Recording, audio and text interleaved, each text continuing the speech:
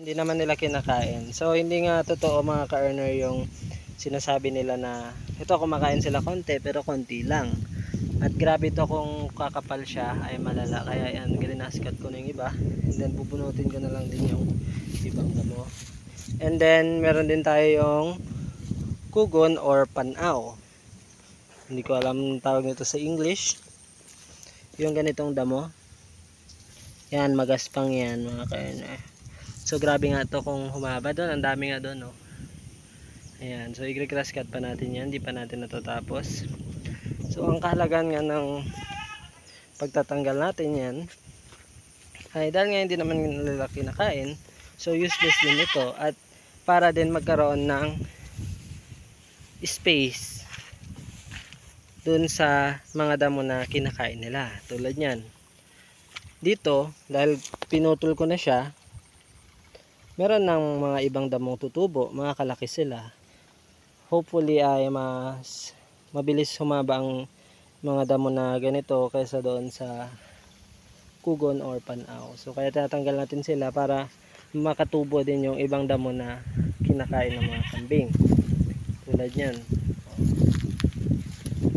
Dahil walang kugon dito, ay nakakatubo sila ng mahaba na yung damo. Pero dito, yan, natatakpan sila ng kugon, so hindi mabuhay yung ibang damo dito dahil natatakpan nga, hindi siya nakakakuha ng sunlight.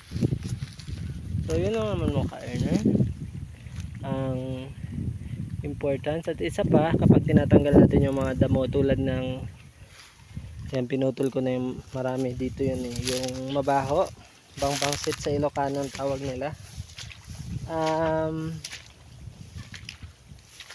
Kalimutan ko na yung tawag nila dito. Ito yung mabaho na damo, nalagay din to sa gagamba para lumakas yung gagamba.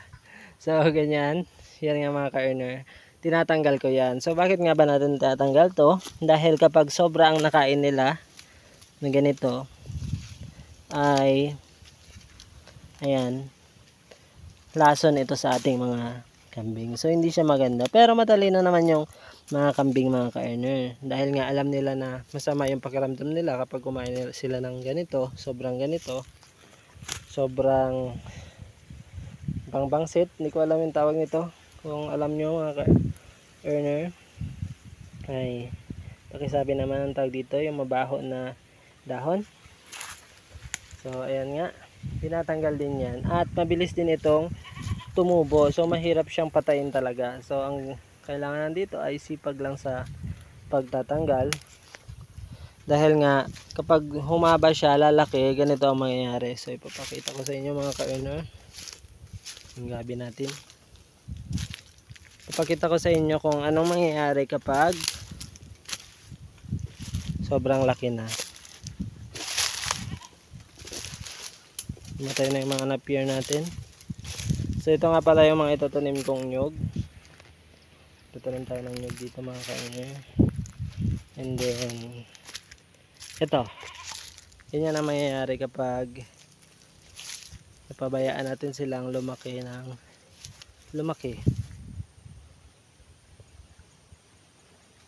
Ayan mga ka-earner, ganyan siya, sobrang haba. And then ang mangyayari dyan, hindi na makakatubo yung mga damo na kinakain nila, yung mga native na damo.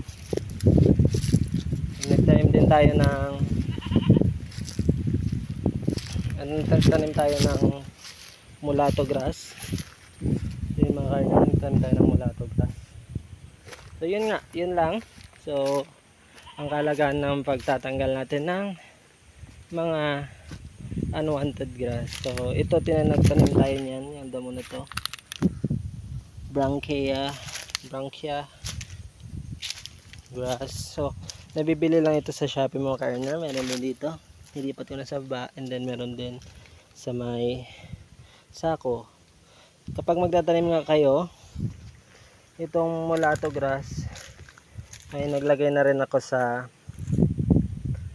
meron na rin akong nilagay doon sa ating